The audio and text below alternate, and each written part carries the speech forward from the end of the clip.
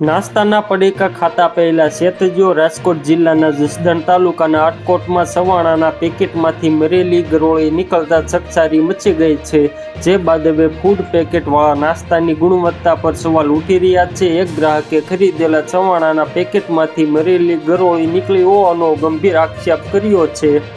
મળતી માહિતી મુજબ ગ્રાહકે બજારમાંથી સવાણાનું પેકેટ ખરીદ્યું હતું। પેકેટ ખોલીને નાસ્તો કરતી વખતે અંદરથી મરેલી ગરોળી જોવા મળતા પરિવારજનો ચોંકી ઉઠ્યા હતા।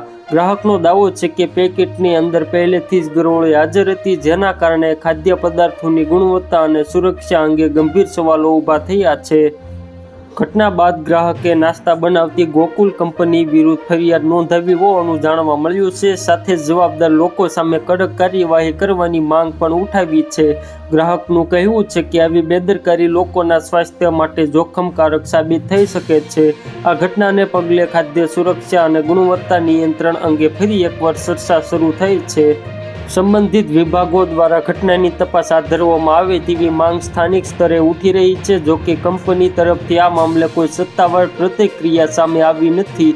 તપાસ બાદ જ સમગ્ર ઘટનાની હકીકત સ્પષ્ટ થશે। આ ઘટનાથી સ્થાનિક લોકોમાં ચિંતા અને રોષનો માહોલ જોવા મળી રહ્યો છે। તો મિત્રો, હાલ માટે એટલું જ। ફરી મળીએ નવી અપડેટ નવા સમાચાર સાથે। તે પહેલાં ખાસ કરીને વિડીયોને એક લાઇક અને RTV ગુજરાતી ન્યૂઝ યુટ્યુબ ચેનલને ખાસ કરીને સબસ્ક્રાઈબ કરવાનું ભૂલતા નહીં મિત્રો।